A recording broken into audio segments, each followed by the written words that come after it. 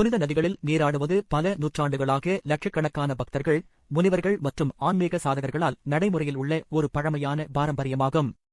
இந்த புனித நதிகளுடன் தீர்த்தங்கள், கோயில் நீர்நிலைகள் மற்றும் சங்கங்கள், நதிகள் சங்கமங்கள் ஆகியவை மகத்தான ஆன்மீக சக்தியைக் கொண்டுள்ளன.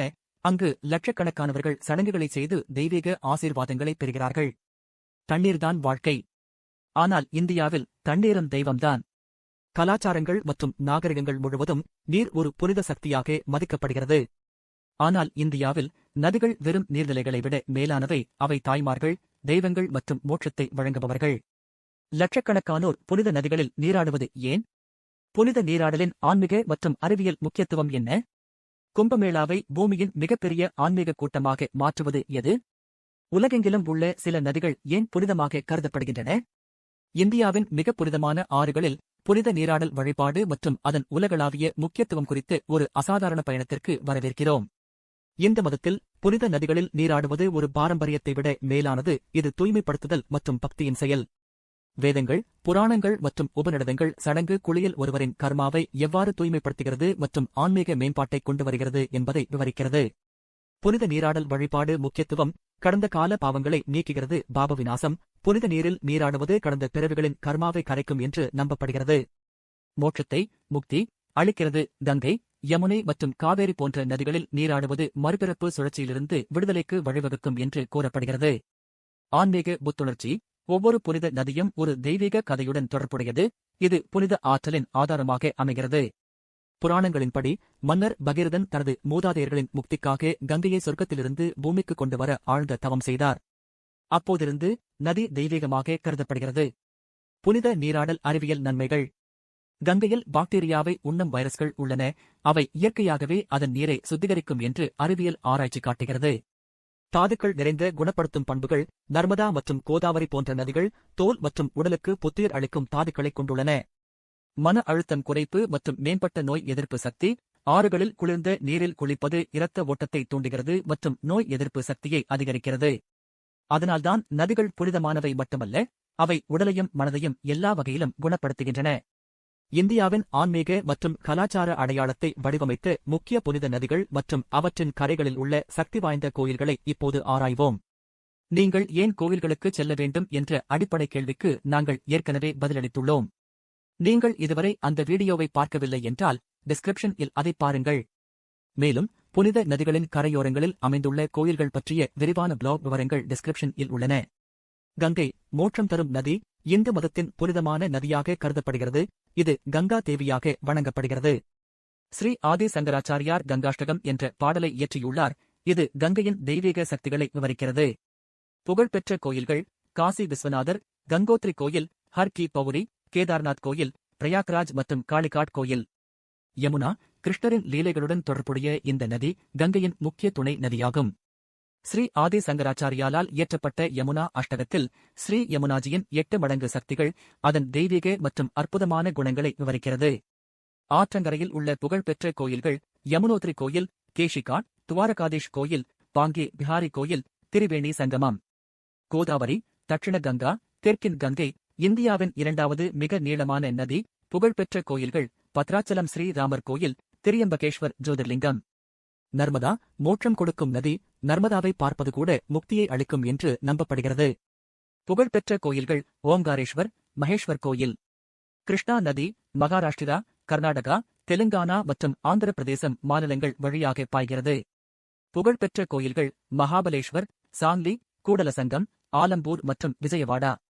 காவேரி தமிழ்நாடு மற்றும் கர்நாடகாவின் தாய் நதி. பிரசித்தி பெற்ற கோயில்கள். தலைக்காவிரி கோயில், ஸ்ரீரங்கப்பட்டினம், ஸ்ரீரங்கம், தஞ்சாவூர், மயிலாடுதுறை, திருவையாறு. சிந்து நதி சிந்து சமவெளி நாகரிகத்தின் தொட்டில் என்று போற்றப்படுகிறது. புகழ்பெற்ற கோயில்கள். சிந்துகாட், லே, ஹிங்லஜ் மாதா கோயில், கடாஸ் ராஜ் கோயில், சாதுபேலா கோயில் மற்றும் நங்கனா சாஹிப். தாமிரபரணி ஆறு தமிழகத்தில் தென்கங்கை என்று குறிப்பிடப்படுகிறது. பிரசித்தி பெற்ற கோயில்கள். பாபநாசம் அகத்தியர் கோயில், நெல்லையப்பர் கோயில், திருப்புடைமருதூர், சங்கரன் கோவில், ஸ்ரீவைகுண்டம் மற்றும் திருச்செந்தூர். இந்த மதத்தில் 2 அல்லது அதற்கு மேற்பட்ட நதிகள் சங்கமிப்பது மிகவும் மங்களகரமானதாக நம்பப்படுகிறது. இவை சங்கங்கள். இங்கு நீராடுவது ஆன்மீக ஆசீர்வாதங்களை பெருக்குகிறது. திரிவேணி சங்கம், பிரயாக்ராஜ், கங்கை, யமுனை மற்றும் புராண சரஸ்வதி ஆகியவற்றின் புனிதமான சங்கமம். கும்பமேளா இங்கு நடக்கிறது. தேவ்பிரயாகே, உத்தரகண்ட், அலக்நந்தா, பாகீரதியை சந்திக்கும் இடம். ருத்ரபிரயா, உத்தரகண்ட், சங்கம், அலக்நந்தா மற்றும் மந்தாகினி சங்கம். நந்தபிரயா, உத்தரகண்ட், அலக்நந்தா மற்றும் நந்தாகினி சங்கம். கர்ணபிரயாகே, உத்தரகண்ட், அலக்நந்தா மற்றும் பிண்டர்கங்கா சங்கம். விஷ்ணுபிரயாகே, உத்தரகண்ட், அலக்நந்தா மற்றும் தௌலிகங்கா சங்கம். கூடுதுறை சங்கம், தமிழ்நாடு, காவிரி, பவானி மற்றும் அமுத நதிகள் சங்கமிக்கும் புனித இடமாகும். பவானி சங்கமேஸ்வரர் திருக்கோயில், சங்கம், பவானி மற்றும் காவிரி. பூர்ண சங்கம் தத்தாத்ரேயா கோயில், நாந்தேட், மகாராஷ்டிரா, சங்கம், கோதாவரி மற்றும் பூர்ணா. கும்பமேளா என்பது ஒரு இணையற்ற ஆன்மீக காட்சியாகும். இது பிரயாக்ராஜ், ஹரித்வார், நாசிக் மற்றும் உஜ்ஜைனில் 12 ஆண்டுகளுக்கு ஒருமுறை நிகழும்.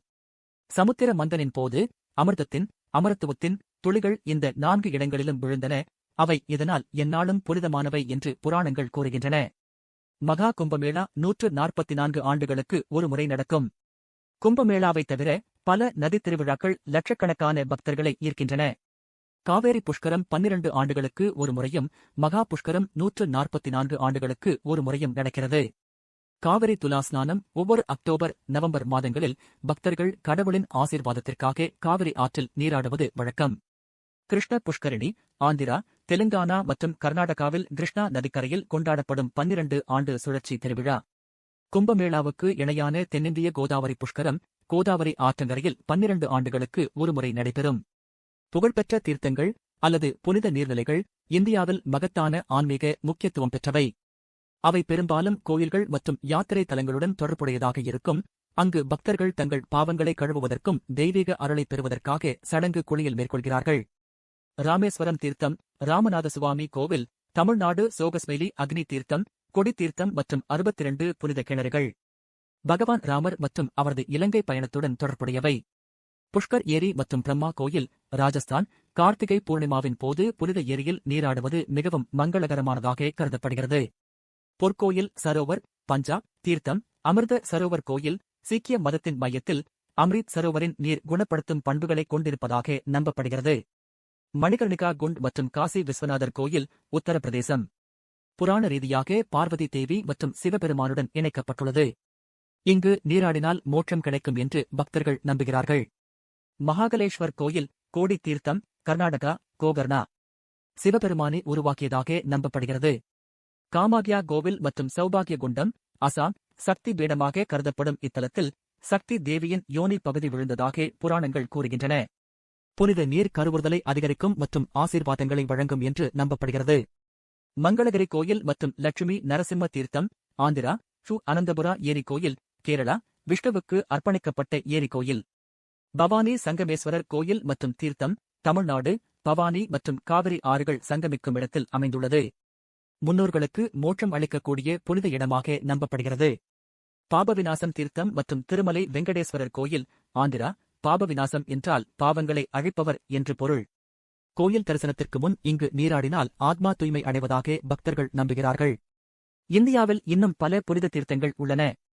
நதிகள் புனிதமாக கருதப்படும் ஒரே இடம் இந்தியா அல்ல. ஜோர்டான் ஆறு, மத்திய கிழக்கு, யோவான் ஸ்நானகனால் இயேசு ஞானஸ்நானம் பெற்ற இடம்.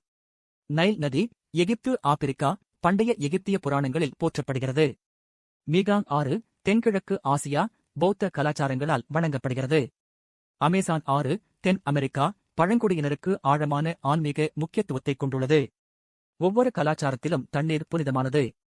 நமது புனித நதிகள் இன்று மாசுபாடு, ஆக்கிரமிப்பு மற்றும் பராமரிப்பு இல்லாமை போன்ற பிரச்சினைகளை எதிர்கொள்கின்றன. இந்த நீர்நிலைகள் தெய்வீகமானவை என்று நாம் உண்மையிலேயே நம்பினால் அவற்றை பாதுகாக்க வேண்டிய பொறுப்பும் நமக்கே. கழிவுகளை குறைக்கவும், நதிகள் சுத்தம் செய்யும் பணிகளில் பங்கேற்கவும் மற்றும் விழிப்புணர்வை பரப்பவும்